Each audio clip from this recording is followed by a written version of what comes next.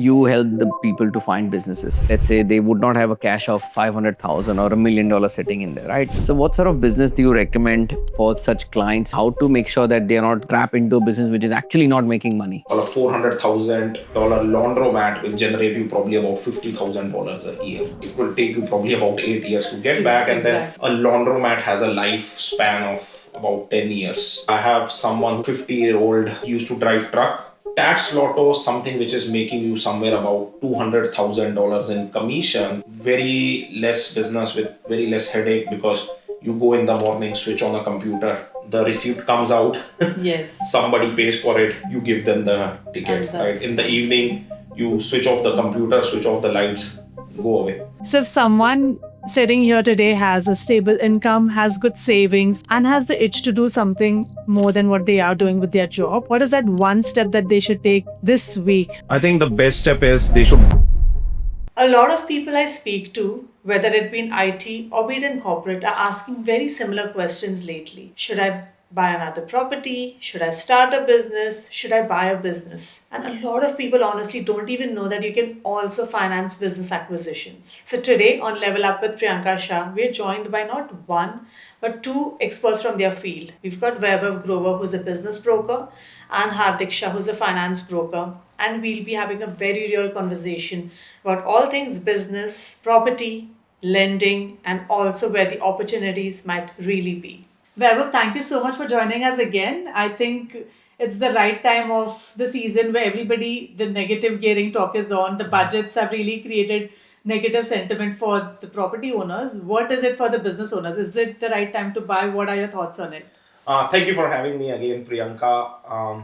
Again, glad to be here. And yes, absolutely, the budget has caused a lot of ups and downs in the, especially in the business community, in the property community. People are now kind of thinking whether they should buy a property or not, they should buy a business or not, they should even continue to do business or not. So it has become a bit challenging, right? And again, what I think, it's not the people or the situation. Like, there are economic situations like the war and all those things which are causing prices to increase, and obviously wages to increase as well. But then there are certain things where the policies of the government are not working in favor of the people.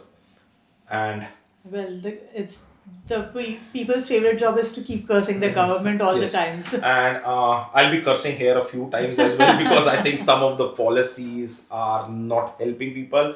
It's basically the recovery of the money which was given out in COVID, and the benefits which were given out, which were even not required by some people, or even which were not, like, people were not even eligible for. So now that money needs to be recovered in one way or the other. So yes, so there is a bit of atmosphere where people are not very comfortable in kind of investments. And but the other problem is, Australia's favorite hobby for Australians is investment in property, right? So everybody who works his first job somewhere, the second thing for them is always investing in property. So the property cycle will go on. Australia is a growing country. I was reading somewhere that there'll be probably about 400,000 people who will be migrating in the next 5 years from overseas. So again, and if you see countries like Canada, US, and even UK, Europe, due to the economic instability and due to the war, people don't want to basically go there. So the other good destination for them is Australia. Yeah. Fair enough. I think that's definitely that makes sense. But what I have been seeing, especially with a lot of people from our community, the Indian migrants, a lot of them are first generation.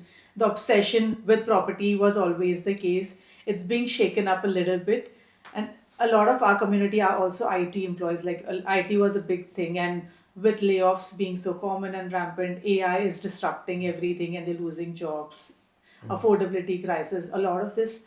Is this still a time where people should be thinking about either creating a second source of income through business or transitioning through business? Is it still safe, secure?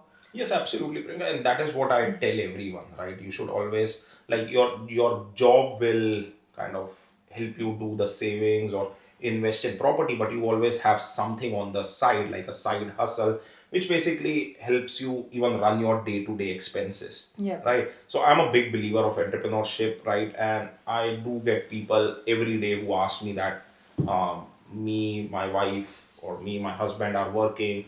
What do I do to get an extra income? Again, IT, I get a lot of calls from IT people, Yes. and they are in, first of all, probably 5 7 years back, they were kind of afraid that their job will go offshore and all that, so which is Yes. still happening. Yes. The second thing, now AI is there, like, so your testers, developers, their jobs are going away. So people are scared that whatever investment we have done, we have bought houses, we have bought investment properties, how will we pay for them? Yes. Yes. Right. So I'm a big believer that people should start something of their own on the side, which would basically help them in kind of generating that extra income. And some of the businesses which we see are not very hard as well, right? Like, people do ask for under management businesses like car washes and laundromats. Now I'm telling you, they sound to be very good, right? Like laundromats, Yeah. but the amount of investment they require and the return of investment is very bad on them. I'll give you an example. A $400,000 laundromat will generate you probably about $50,000 a year, right? Okay. And in That's not case, huge by yeah, any that's not means. like, it will take you probably about 8 years to get To back, and then exactly. a laundromat has a lifespan of about 10 years, like the machines Right. in there. So if you are buying a laundromat which has already done 7 8 years, you might have to go and replace the machines and Sure. all that, right?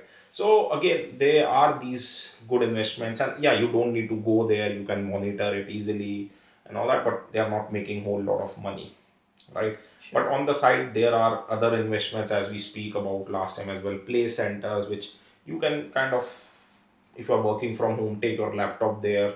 You don't want to replace a $20 employee who's standing in the front and helping Sure. you, kind of, because there are, when I say a $20 employee, it's mostly 16 17 18 year old kids Correct. who are there, so whatever you get paid as per their 20 $25. This episode is sponsored by Finsol Insurance, where we help families protect what matters most: your health, your loved ones, and your lifestyle. Life is unpredictable, but your financial security shouldn't be. So, if you're a parent, a homeowner, or just someone who values peace of mind, make sure that you are protected with the right protection. Use the link below to book a strategy call and take the first step towards securing your future. I think I want to get deeper into this. If somebody's looking to buy, so maybe I'm working in an IT job, I want to get something. Is there any specific business that you shouldn't definitely do as a first time business investor, or that you should ideally do if you're a corporate person, which is an easy transition? What is your pick on that? All right. So, Priyanka, here I'll give you a scenario. All right, and for you and your viewers who are watching, imagine you enter a shopping center. Now, which businesses you can buy? When you enter a shopping center, what do you see? All right, your Kohl's, Aldi, Target, Kmart's, you cannot buy, right? And then in clothing, Cotton On and all that stuff, Yeah. you can't buy. You can't buy Louis Vuittons and How we Gucci's and wish. Chanel's and all that stuff, right? So those businesses you cannot buy. But what you can buy is basically food court, food businesses. Again, food businesses, I highly recommend people, those who are passionate about food or at least have a bit of a background. Because Okay. though QSRs are easy, where we say that Domino's, KFC's, McDonald's, Pizza Huts, they can be run by anyone, right? But if you are into specialized food like Indian food or Mexican food, Yeah, or yeah, yeah. even like Asian and all, you need proper chefs and experience, right? So you can buy those in a shopping mall. You can basically, what else do you see when you walk? You see post offices. Now, some of the Yes. post offices which are available as well, which are good investments, we do have certain post offices as well. Sure. In a post offices, sometimes you have tax lotto. Yes. Now, tax lotto, again, very good, easy to manage business. I'll give you an example. I have someone who's buying my tats, one of my listings for Task Lotto. He's a 50-year-old. He used to drive truck. Like, he got bored of it. He doesn't want to do it. Wants to spend more time with the family. The wife is a registered nurse. She basically goes 5 days a week. She wants to reduce that to 3 days a week. They have the money and everything, their Sure. own house, so they're quite well off, but they wanted to do something. So tax lotto, something which is making you somewhere about $200,000 in commission, can cost you somewhere around $600,000. Just Right. and depending Yes. upon if they have a gift shop. I'm just Yes. taking an example of a Yeah. kiosk, right? When I said $200,000 commission, that would be the net commission which will remain after you pay your rental Okay. and all those things, which can vary as well, right? Sure. So now what you have is you have those $200,000 to play around with, whether you employ someone or you go there. Sure. Very less business with very less headache, because you go in the morning, switch on a computer, the receipt comes out, Yes. somebody pays for it, you give them the ticket, And right? that's In the evening, you switch off the computer, switch off the lights, go away. And in some kiosks, you don't even need to switch off the lights in a shopping center, right? So again, that is something you can buy. Then there are specialized businesses which you see, like hairdressers, right? So where you can go in there, some watch repair, key cutting, all that, Sure. where you require a little bit of That expertise. skill set and all that, right? And then there could be things like bottle shops in the shopping center. Again, not your Liquorland, BWS or Dan Murphy's, they are own, but independent ones like Bottle and all Yes, those ones. yes. So that is you can buy, and then obviously there is nothing else in the shopping center, and Right. outside you can come in. Petrol stations, one of our most popular ones which people inquire about, but again, I strongly recommend people to do the due diligence while buying a fuel station. Just don't go by what the numbers has been provided you, because right now it's not the best business which is kind of to get into with all the electric cars coming in. Right. Again, the infrastructure is not the best in Australia, it will take time, but again, you need to make sure what you are getting into, the The shop longevity. sales and all. A lot of fuel companies are coming with now their own automated one is near Charleston, which is kind of, you can see that one of the fuel stations, it's all automated, and you Yeah. don't even need an employee. So company would never sell that to anyone, because It's they are already making self. the full money self-service. So those are their play centers, as I said, are I one think of they're the very popular. very popular as well. And then, like we do have certain models where we have silent investment opportunities for people in, for example, play centers, where they don't need to be part of it, but Sure. then obviously it's good for them to come in as an investor, invest in it, and then the store is run by the There is. company, and we have Okay. done recently a few deals around it as well. So those are the businesses, and then after that you get into very specialized, like cakes and baking and kind of industry manufacturing, and then probably there could be another good business I like, as I said, in health and well-being, is laser clinics. We are selling a Okay. few of them. Again, very good business, very popular, right? Right. Laser clinics and other aesthetics related Yeah. to beauty and all that stuff. You know how it's Yeah, very yeah. popular now Yes. with Instagram, and people want to look Very young much.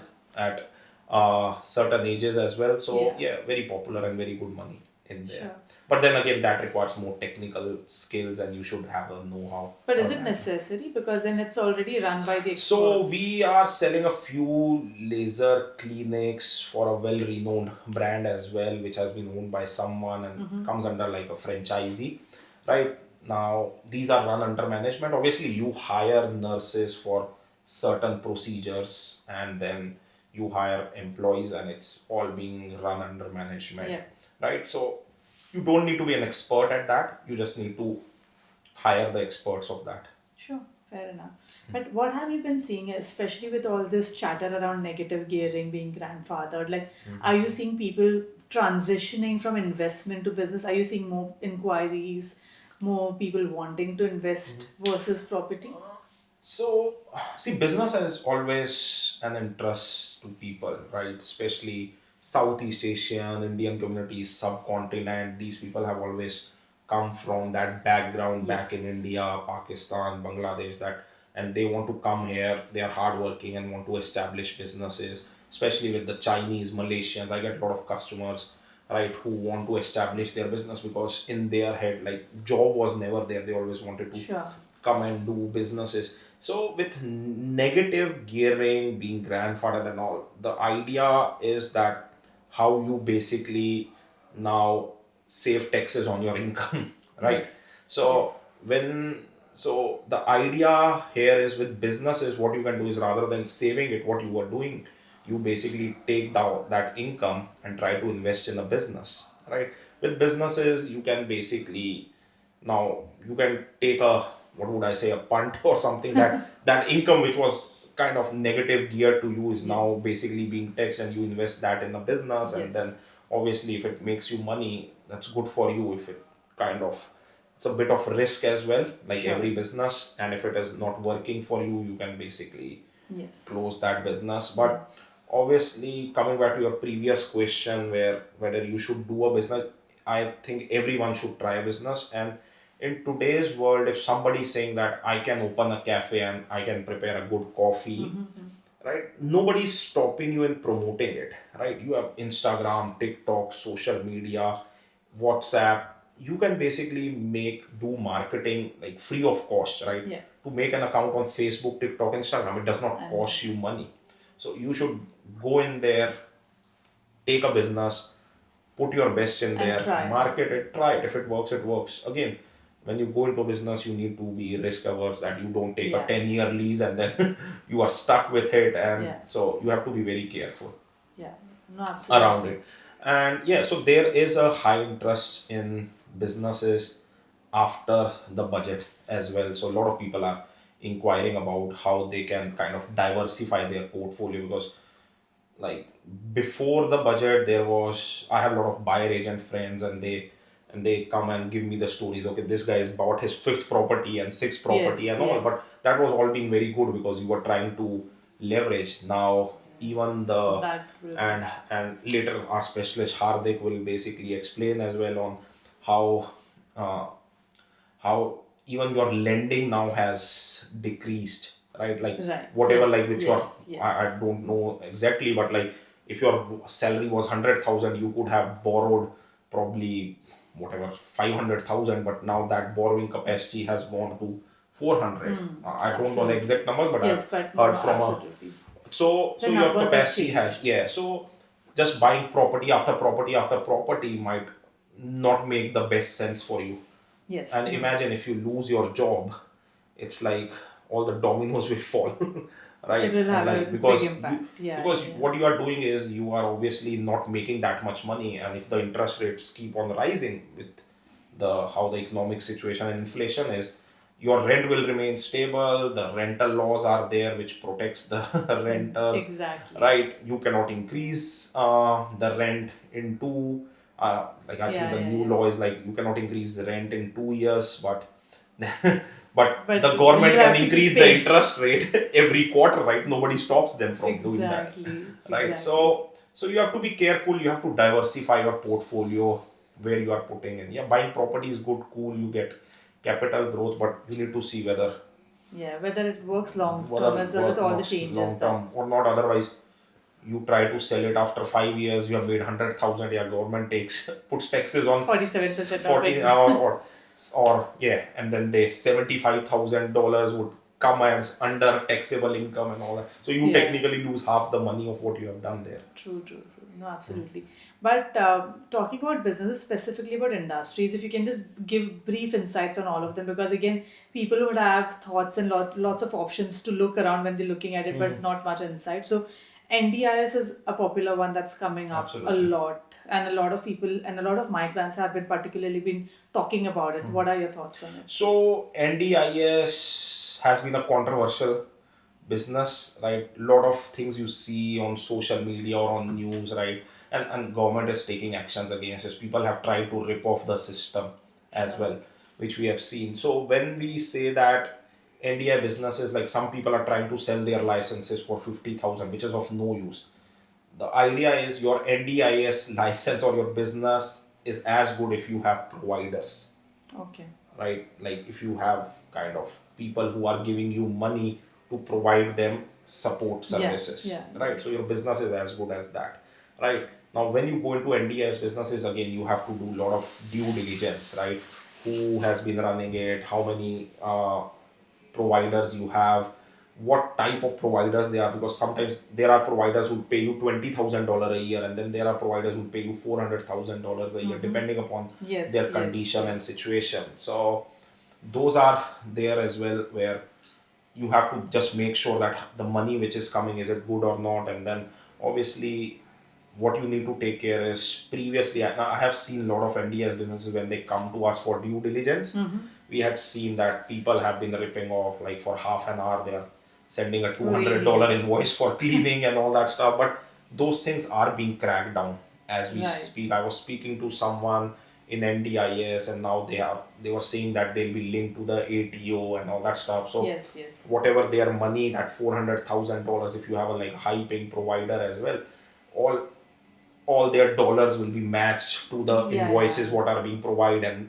And now AI and everything will The catch mapping you. and the So matching yeah, is very so for the stringent. people Yeah. who are running NDS businesses, be careful about all those things. Sure. And the people who are trying to get into it, when you're trying to buy an existing NDIS business, just try to do the best of your due diligence. Okay. But again, NDIS budget is almost equal to or even more than Medicare.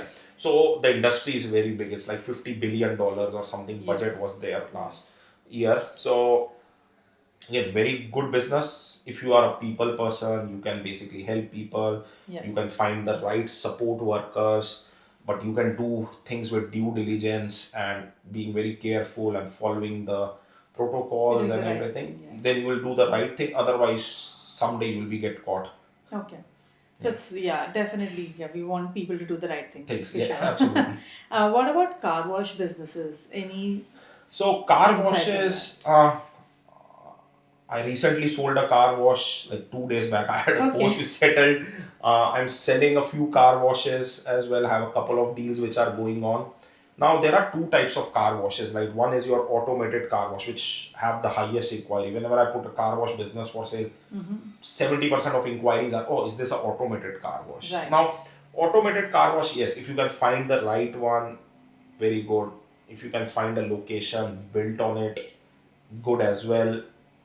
There will be demand. People will be washing their cars and everything. You just need to make sure that the rent you are paying is kind of sustainable with the number of cars you are coming. I'll give you an example. We had an automated car wash coming in the inner city suburbs of Melbourne. It's and when we did the analysis, like to the rent to car, you have to actually wash 60 cars every month, and there were like 3 bays. Oh, So no, sorry, 60 cars every day to basically make sure like the profit percentage Really? what you will save, that will basically cover the rent, because it was in a CBD location.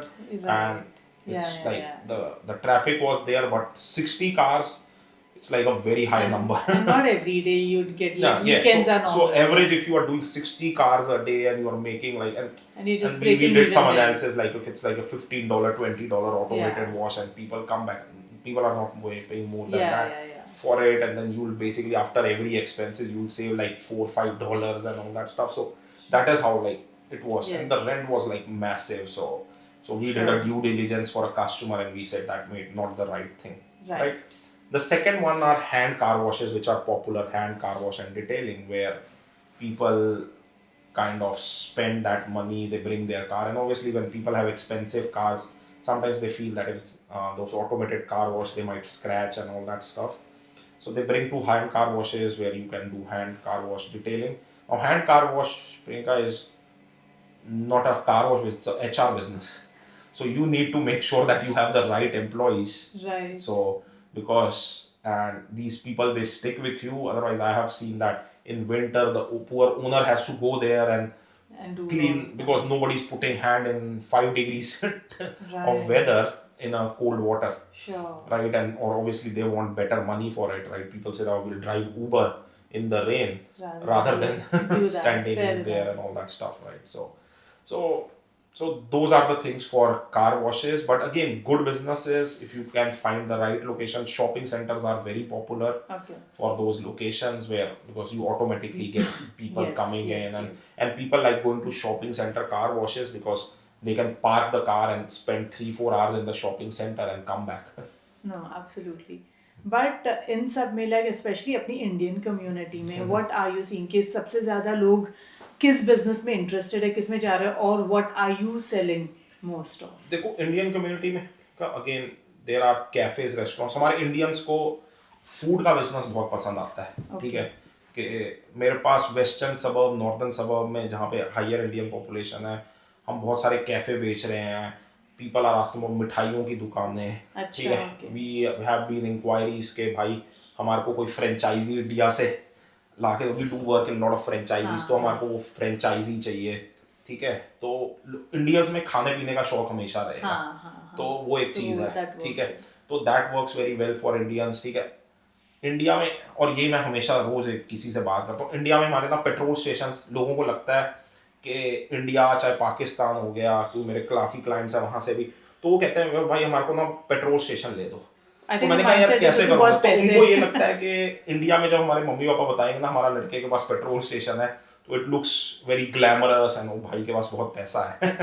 ठीक है, वहाँ पे belief है कि तो petrol station है तो बहुत पैसे, यहाँ पे पता चले तो पेट्रोल स्टेशन लेके 16-16 घंटे काम कर रहे हो आप, और you are making something like what you would have made as a 9 to 5 worker, ठीक है, तो वो चीज़ें आपको केयरफुल रहनी होती हैं, ठीक है। फिर हमारे इंडियंस आजकल आप अगर देखोगे टैक्स लॉटो बहुत खरीदते हैं, बिकॉज अगेन ईजियर बिजनेस, मैंने जैसे आपको शुरू में बताया कि not that hard to manage, और आपके प्ले सेंटर्स में बहुत ज़्यादा इंटरेस्ट है, ठीक है। मैं अभी एक सीईओ से बात कर रहा था एक बड़ी प्ले सेंटर कंपनी के, तो मैं उससे सारा मजाक कर रहा था, दे आर लाइक ऑस्ट्रेलियंस, तो मैंने कहा यार तुम, तो वो मुझे सुबह 7:30-8 बजे फ़ोन करता है, मैंने कहा भाई अब तू इंडियन बन जा, तेरे सारे लोग इंडियन ही हैं, तो हम आराम से 9-10 बजे तक बात करेंगे, या रात को तू लेट कर लिया, हमारे को आदत वैसी है, ठीक है। तो सो दैट इज व्हाट, उधर इंडियंस बहुत सारे गए हैं, स्पेशली आईटी वाले या उनके कोई दूसरे बिजनेस, प्ले सेंटर्स में बहुत जाते हैं, चाइल्ड केयर में बहुत जा रहे हैं, जैसे we do work with child care as well, और आपके देखो हर बिजनेस में जाना चाहते हैं Indians, right. But is it कि ज्यादातर people are coming from a job background, वहां से ट्रांजिशन कर रहे हैं और जॉब भी साथ में कर रहे हैं? हाँ देखो, एक आपके देखो इंडियंस कहाँ पे है ज्यादा, या मैं चलो सब कॉन्टिनेंट ही लेता हूँ, इंडियन, पाकिस्तानी, बांग्लादेशी, श्रीलंकन, ये लोग कहाँ पे है, ये लोग एक आए हैं जो स्टूडेंट आए हैं, ठीक है, जिन्होंने आके अलग अलग बिजनेसेस शुरू कर लिए हैं, जैसे हार्दिक का एग्जांपल नहीं, फाइनेंशियल ब्रोकर है वो, ठीक है, यहाँ पे ही पढ़ा, ठीक है, किसी ने कोई डिजिटल मार्केटिंग का शुरू किया हुआ है, किसी ने कोई अकाउंटिंग शुरू करी हुई है, ठीक है, और ये सब क्या है, ये सारे बिजनेसेस हेल्प कर रहे हैं क्योंकि आपको अपनी भाषा वाले के साथ बात करने में मजा आता है, ठीक है, और वो समझ सकता है आपकी सिचुएशन, और आप उससे बैकग्राउंड डिस्कस कर सकते हो, ठीक है। तो एक तो वैसे लोग हैं जो अपने ही बिजनेस खोल रहे हैं, सेल्फ शुरू कर रहे हैं, ठीक है। दूसरे हो गए आईटी वाले जैसे आए हुए हैं, ठीक है, जो आईटी की जॉब से वीजा के थ्रू आए, उनको पीआर जल्दी मिल गई, they good IT jobs and everything, but उनको है कि यार थक गए यार, पिछले 20-25 साल 30 साल से ये कर रहे हैं, तो उसके अंदर they are buying lot of businesses, but वो क्या कहते हैं अपने बिजनेसेस भी अगेन सिमिलर थिंग्स, कि किसी को कोई अकाउंटिंग एक्सपीरियंस था, वो कहता है कि यार चलो मैं ये करता हूँ, बायर एजेंट्स हैं वो बन रहे हैं, रियल एस्टेट में बहुत जा रहे हैं, these are like kind of self made businesses where तुम्हारे को इन्वेस्टमेंट नहीं चाहिए शुरू करने के लिए। क्लीनिंग कंपनीज बहुत हैं हमारे इंडियंस के पास, तो वो भी हम बहुत ज़्यादा बेचते हैं, बिकॉज देखो हार्ड वर्किंग जहाँ पे भी आप हो लोग, वहाँ पे वो बेटर ही रहेगा आपके लिए, ठीक है। तीसरी कैटेगरी आ गई कि चलो वो बेसिकली, जैसे मैंने आपको एक टैक्स का एग्जांपल दिया, एक पाजी थे वो हमारे ट्रक चला रहे थे, तो वो कहते हैं अब मैं यार थक गया हूँ, ठीक है, कोई बेसिकली किसी ने 20 साल टैक्सी चलाई है, वो कहता है यार we want to do something else, तो वो लोग भी कई चीज़ें हैं, कई जैसे फूड पैशनेट के लिए हैं, वो करते हैं यार हम फूड ट्रक से शुरू करते हैं, then it will convert into a cafe restaurant, और इसके बाद भी बहुत सारे ऐसे बिजनेसेस आएंगे जो आपको लगेगा नहीं कि कभी भी यार ये इंडियन चला सकते हैं, जैसे मैंने आपको लेजर क्लिनिक्स की बात करी, ठीक है, और चाइल्ड केयर की बात करी, ठीक है, तो वो पूरी वो इंडियंस ही चला रहे हैं। इटालियन आप देखोगे, इटालियन रेस्टोरेंट, भाई ओनर भी इंडियन, शेफ भी इंडियन, बट वो है इटालियन रेस्टोरेंट। हमारी फेवरेट रेस्टोरेंट यहाँ साउथ यारा में है, इट इज इटालियन है, वर्साची नाम है, but owner Indian and it's run by Indians and they make the best pizza and pasta, तो वो सब पढ़ाई उन्होंने उसी में ही करी हुई है, तो so that is there, so lots of business opportunities हैं यहाँ पे, आपको सिर्फ ना एक बार अगेन सही गाइडेंस मैं हमेशा कहता हूँ, whether it's your accountant, your business adviser, your financial broker, इन सब लोगों से गाइडेंस लो, क्या करते हैं, पेपर वर्क देखा करो क्या है. the right there are certain good opportunities. सिर्फ प्रॉपर्टी नहीं रह गई जो आपको अमीर बना सकती है. There are businesses but you have to find the right businesses. ठीक है. Absolutely. Again, cursing back to the government, के Victorian government is bringing out laws which are kind of not helping the businesses, right? अब मैं इसी में ये करता हूँ, वर्क फ्रॉम होम लॉ है. जैसे वर्क फ्रॉम होम बिल जो पास कर रहे हैं, और the work from home bill which they are passing makes, right, for me it makes no sense. Or even I have spoken to so many people about it, none of them has come with a positive work from home bill. Why would you require and you want to spend your time and money in passing a bill which nobody cares about? Right? If I work in IT after COVID, even if you go to मेरे दोस्त हैं which are who are in banks, who are in IT, different companies, they get, even in HR and all that, they get work from home, right, twice a week. So their company is already offering them, right? Some of the companies have reduced their office and said that, okay, we'll pay you incentive for working. They're already there. Why you want to protect someone else? Nobody is stopping you from working from home. Before COVID, there was no work from home. Absolutely. Everybody used to come to office. But what would you do? Take an example again, shopping center. What? You can have a hairdresser work from home. You go to your police, ambulance, fire brigade. What? They can work from home. Hospitality, nobody can Hospitality, cafe, what? They can work from home. I don't understand why people are, or why the government is spending all that time, money and resources on things which don't matter to people. And yeah, it doesn't make any sense at all. Yes. So if somebody wants to work from home, the company is okay about it. That's it. They'll do it, right? True. So those are there, and then I'll talk about another business which people never think about. It's death-related businesses, right? What do you mean? So- Well, so- I'm also somewhat in the business of death. So Yes, let's know more so about yes, it. you are in insurance. So again, but yeah, so after the person dies, what happens, right? So I have met a few funeral companies and saw their P&Ls and balance sheets, and amazing business. Okay, Right now, right. obviously you feel that, okay, it's a sad business, right? You have to deal with people who are like kind of With grieving grief, and all yeah. that stuff, but somebody has to do it, right? And the margins which they have are amazing. People Right. would go and bargain on other things, But not. but for on not this. on this one. There are funeral insurances being done which are like somebody dies, and so the pressure does not comes Fall on on the the kids, family, yes. fall on the family. They have already did some insurance which is like worth $25,000-$30,000, which will cover their Yes, whole the funeral expense and all that stuff. And these guys are making really, really good money, Yeah, yeah. right? So that is also a very good business from a Yeah, business yeah. point of view, not from From like you will a feel emotional point of emotional view. point of view. Yeah, you have to be emotional as well, because you might be dealing with people who are coming out of grief and all, or speaking to someone who owns Yeah, a yeah, few yeah. funeral homes. And he said, "Vaibhav, the other thing what I kind of find strange is that people come for grieving and all that stuff. That is one there, but then sometimes they come like they have died, but then rather than discussing the people who died, they're discussing about his property and what he has left, Fair and, enough, and they start yes. fighting about it, that who that property or money Goes should to. go to, and these Yeah. guys. So it's a bit of a business which is a kind of emotionally Yeah, yeah. not very good or sad, but then somebody has to do it. Yeah, yeah, So absolutely. that business has amazing numbers. So if you can find a funeral home, look at the numbers, do your due diligence, and that might be kind of a good business for you to run. Very interesting, because Yeah. not something that would occur to people. Yeah, absolutely. Nobody thinks about it. So those are the businesses which people kind of can, yeah. Sure. To get into, obviously, you need to understand the Yeah. business as well.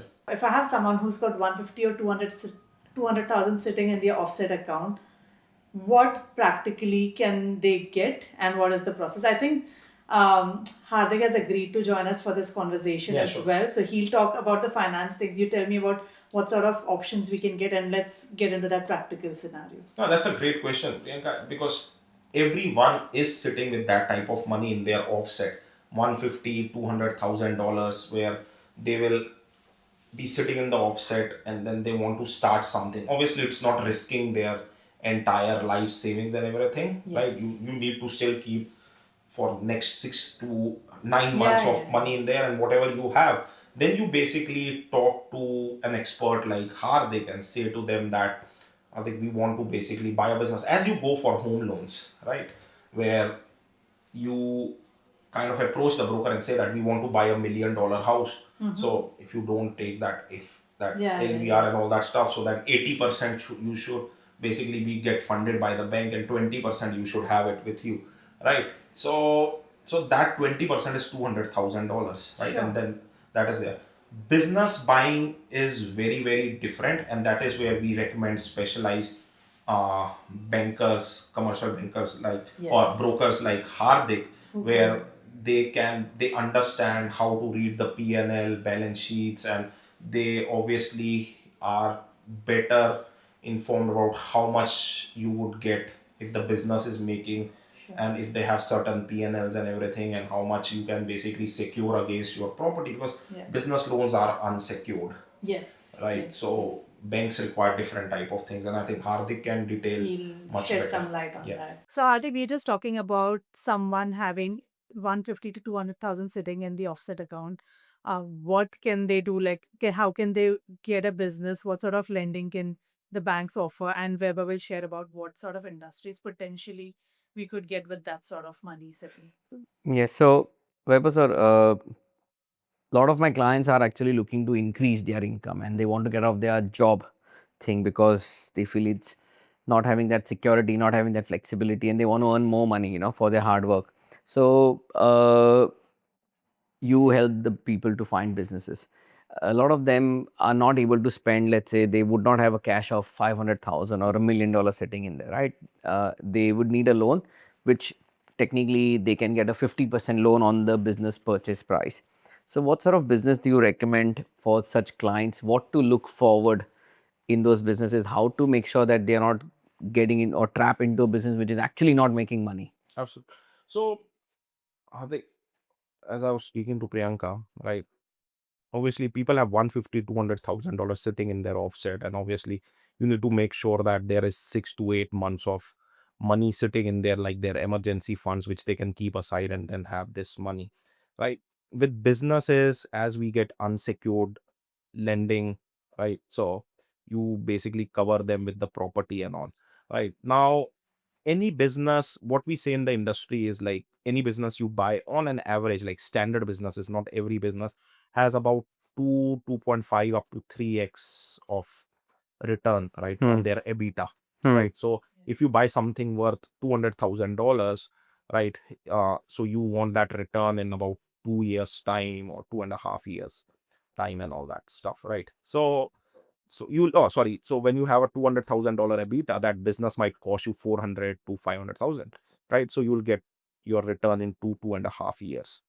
So the idea is for these people, as you were talking about different industries, again, depending upon the business, and we always recommend very high due diligence, right? Again, what you are passionate about. If you're passionate about food, there could be opportunities for cafe restaurants. Cafe restaurants, they start at like even $50,000 chattel sale, right? But then you have to make sure whether why that guy is selling for $50,000, because is it not running, or are you coming in and you can probably do something better what this guy could not do, right? And then there are these businesses which are kind of making you a $500,000 business, making you about $250,000 a year. Basically, see the numbers. This could range, again, coming back to like play centers, even tax lottos, post offices, smaller ones. These are kind of more the safer options. And then you have even petrol stations are there, supermarkets are there. There are a lot of IGA food works which Yeah. we sell depending upon how much sale they have. But the most important thing is you have to see whether how much efforts you have to put. If I'm having $150,000 job, I don't want to buy a business which generates me $150,000, including my salary, and I take all the headache of making sure Hmm. that I'm 24 by 7 engaged in there. I'm better off a job 9 to 5, Monday to Friday, Hmm. right? And Hmm. go on holidays as well, Yeah. right? So those are the things which you can need to take care of. Australia, again, as we are talking to Priyanka, the landscape is not very business friendly. We try to tell people that you have to basically find yourself in there through marketing, or was talking to a shopping center manager yesterday, and I said, and he was talking about like businesses are struggling a bit, and I said that, mate, you should change your timings from 9 to 5, from to 11 to 7. Who Hmm. comes at 9 o'clock and shops clothes and all that stuff, right? Hmm. People drop kids at 9 o'clock, right? Hmm. So do it from 11 to 7 and see how it can change. If you see someone like Chadston Shopping Center, very smart people, you go there, I think Thursday, Friday, They Saturday, are or open till late. Sunday, they are open till late, and you see the amount of people after 7 o'clock there, Hmm. right? So coming back to your question, yes, there are businesses. It's you need to make sure your P&Ls and uh, what are they making. Check their POS reports. Check probably see the competition around, Hmm. how it is. I always strongly recommend trials in businesses, right? So you should take a 2 week trial and see Hmm. Hmm. what you can do there, because again, it should suit your lifestyle as well, right? What I Oh, absolutely. Because I think you give probably put a light. How if I have a $500,000 business, hmm. how much money would I require? See, again, there are banks who would be able to fund money to buy the business, because even the bank makes money from this. They don't mind, but they want equal contribution from the applicant. So there are certain criteria for business loans where if the business is for 500, they would not mind going halves, which is they will give 50% on certain franchisees, certain reputed businesses such as Australia Post or IGAs, McDonald's. They would not mind Subways. They would not mind going 65% as well, because they know the numbers are always better. But from the client point of view, they need to come up with that 50% or 35%. Now, it's not always cash. If they have got equity in the property, or if they got another business which is similar to that, that has got no mortgage, they can leverage that business as well to borrow more money. So it all depends on how they come up with their cash contribution, whether it's equity in property or their current business. That all can be factored in. And if overall it makes sense to the bank that, you know what, it's less risky, I've got a fallback strategy, they then happy to work through the transaction. The experience of the applicant running the business is very important. They want to check how good is the business acumen. Can they run the business? Someone doing or running as a truck driver planning to now open up a cafe, bank may not support unless and until he has got a strong backing of properties, because there is a high chances of that person might not be able to run a cafe who was doing truck driving before. So that experience is very, very important from the bank's point of view. So this can be completely unsecured. Let's say if you have no security, you've just put in your half and you want to borrow half. There are banks starting from somewhere close to 10% to 12% as well, in that range. But because this is completely unsecured, high risk, so if something goes wrong, if the business is not successful, the bank loses their money as well. So that's why it is as good as, and if you have got a security or some equity and things like that, then the rates have been priced accordingly. But business loans are very gray. It's nothing is black and white. They have got standard policy with the new income. How much can you afford? Have you got more liabilities? Can you service everything? Who's going to run the show? What experience have you got? Management, are there, is it on management or no? The fallback strategy. So a lot of gray areas. But yes, the key thing is if the deposit is there, then the banks are keen to sit down and talk on and work around solutions on the other things as well.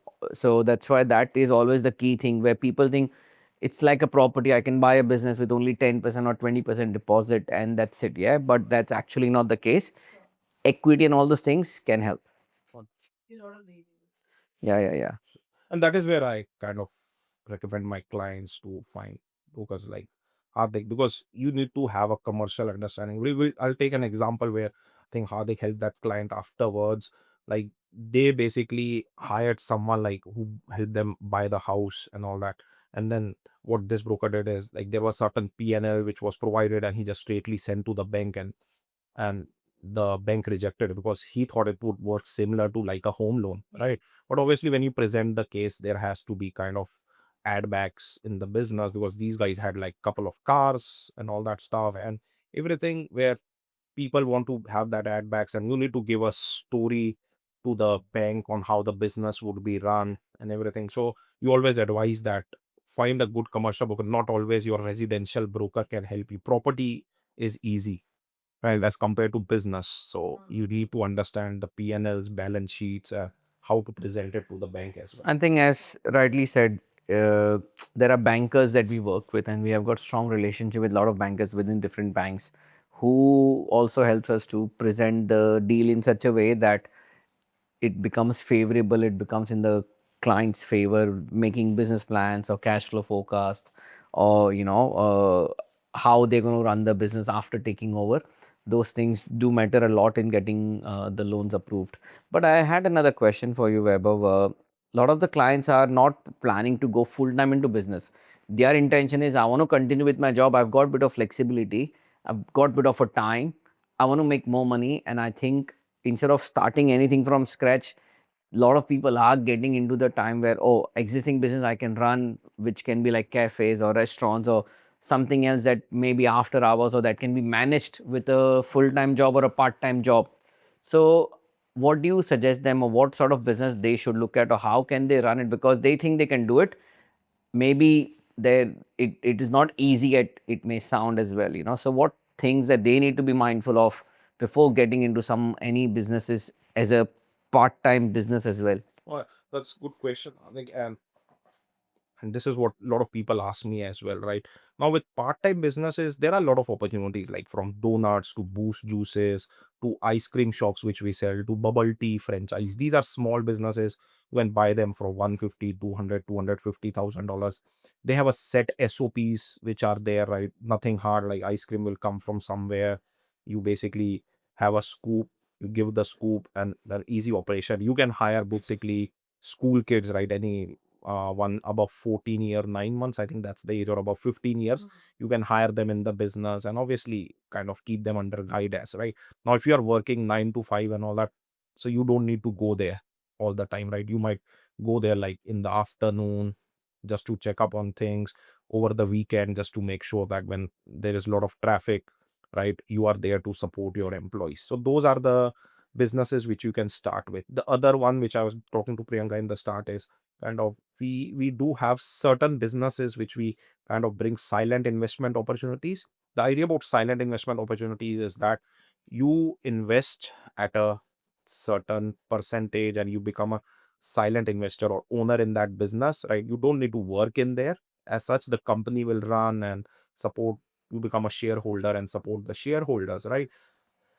But the good idea is that we are doing it for one of the play centers. And you know why I got the company convinced on doing that? Because company thought, "Mate, we'll run everything and all that stuff. We can go and borrow it from the bank." But that's not the idea. The four investors who are coming in will actually understand, be with you for 1.5 year. They might end up buying that particular business after we do renovations and all that, right? And these guys are now understanding the business, being with you for the next 1 year, right? They'll be getting every month your report, sale reports minus expenses. They'll be coming to the business to look at things. We might give them opportunity to even work in the business over the weekend or something, right?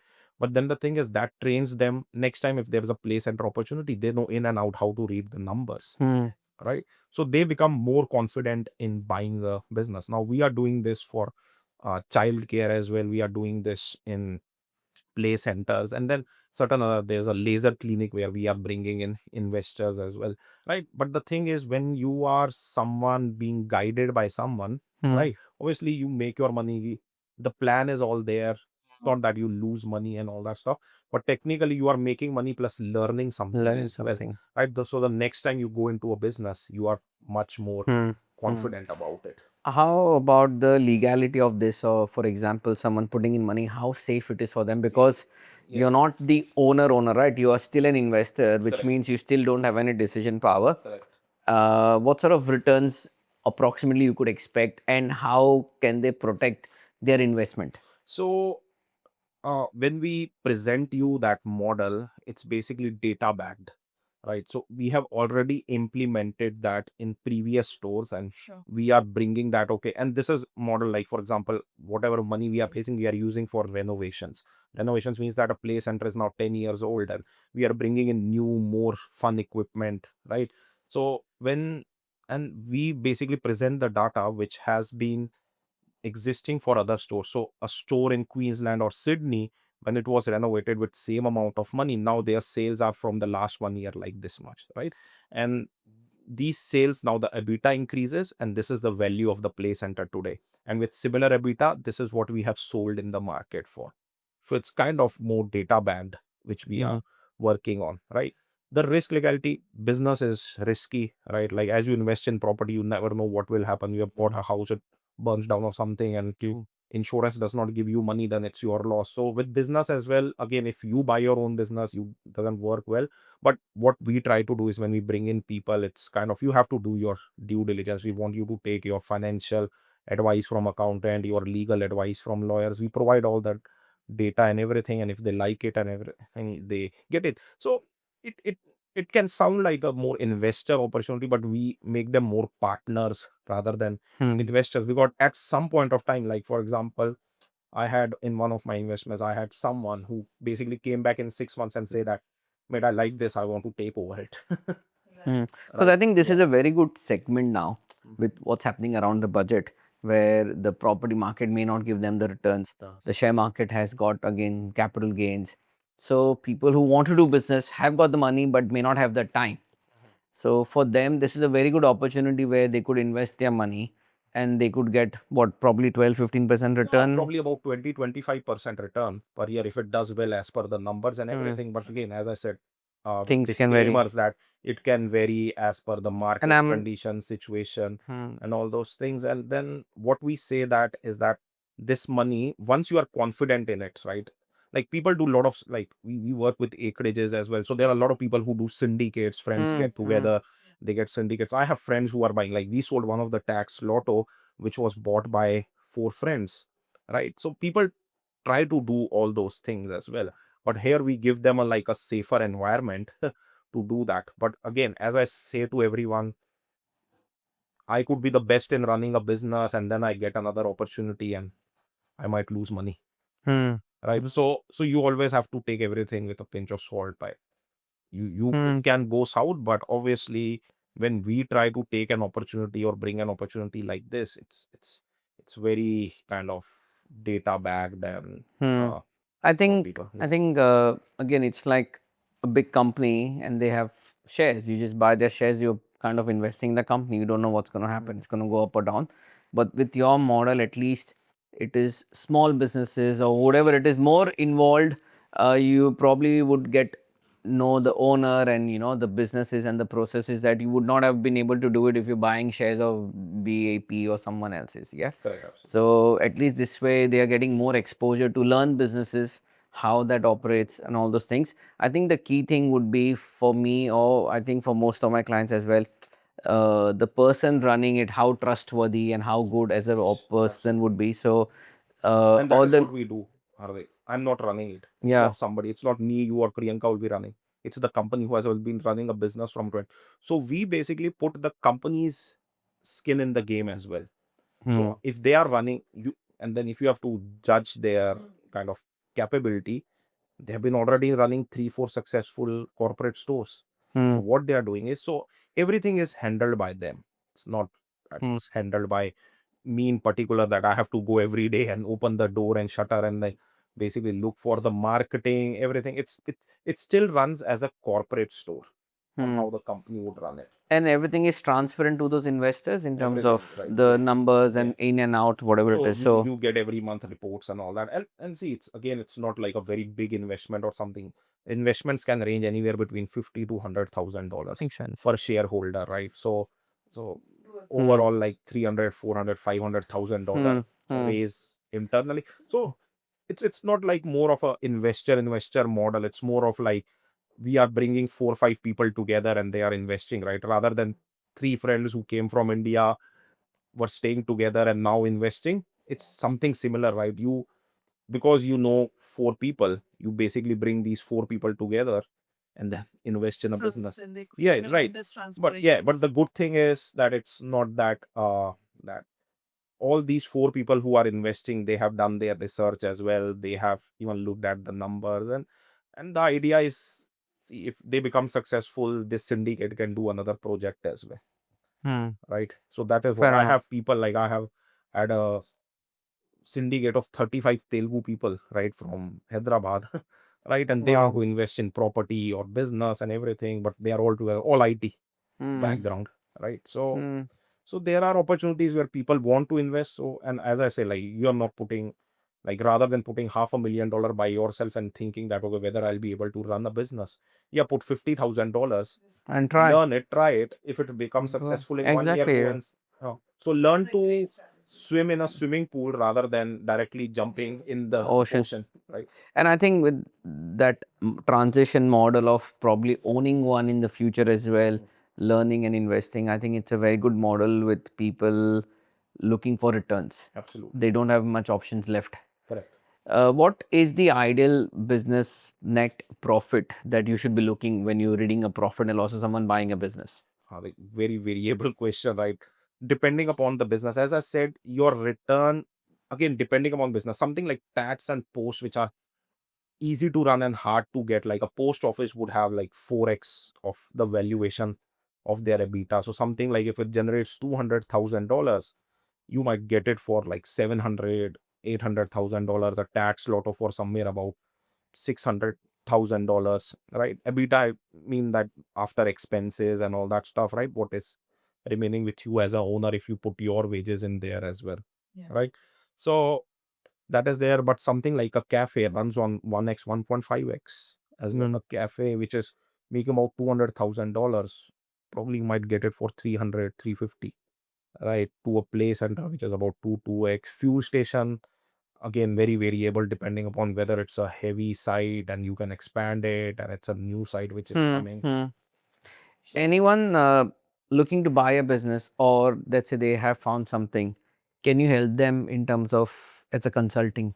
Correct, absolutely. So we have some service where we have consultants or business brokers and advisors who have even done businesses similar to that, right? I have someone who's an expert at fuel stations because he used to own 3 fuel stations with himself, and then obviously he understands the business very well, right? I myself help with a lot of play centers, right, with due diligence. I have someone who has owned cafe and restaurants in hospitals, and Hmm. they can do the due diligence. So sometimes what we say is that, again, your accountants are there for your due diligence Exactly. and your lawyers are there for your legal advice. But for business advice, we always say to them that, like, for example, you presented to an accountant, right, a P&L, he'll just go by the P&L. He doesn't Yeah. understand how a business is running, Yeah. right? Right, yes, some money. And when you ask me that question, that how much should be the profit, right?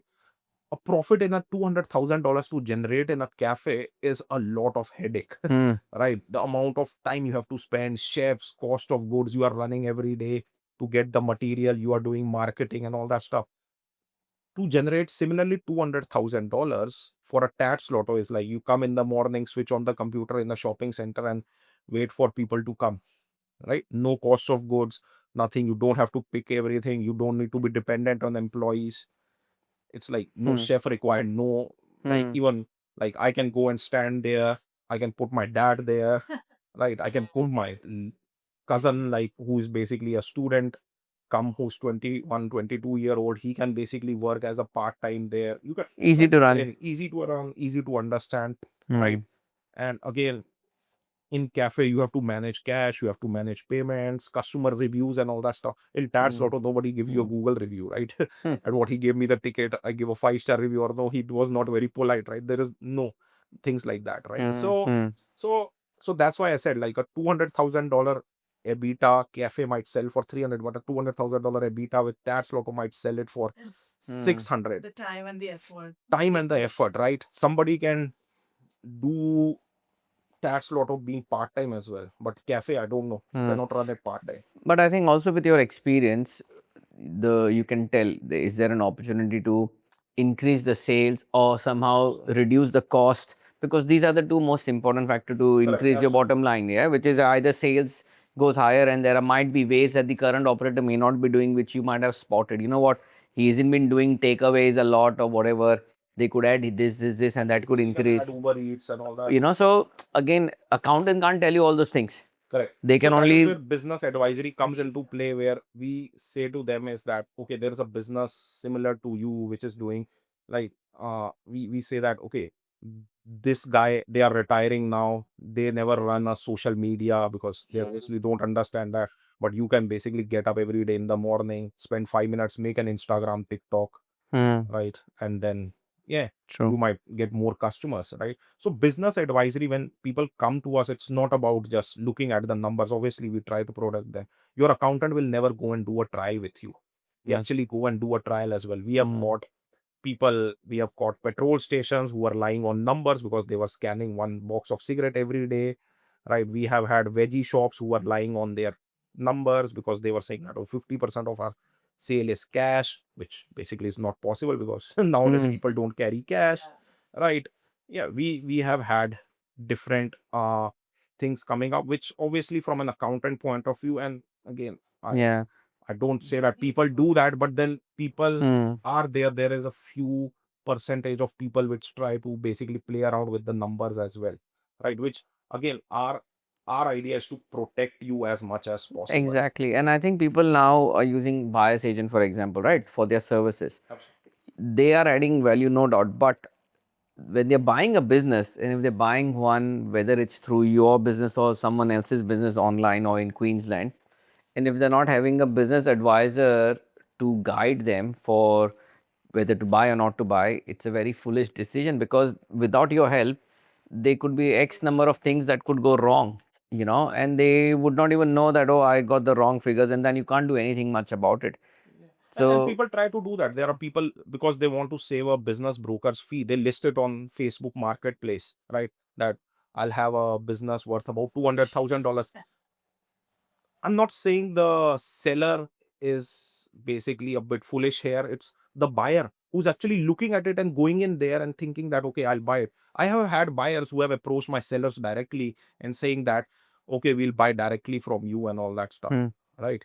Because they think that, okay, they've been, yeah, right, yeah. So they'll miss it, right? Though we try to do due diligence from our side before we put a listing in there, but it's not kind of our job to totally look into it. We are seller representative. It's like real estate agent. Right? They are listing a house. They might tell you that to do the building inspection is not their job, right? You have to come and make sure that whether something is cracking and something is not there. The builder wouldn't do it.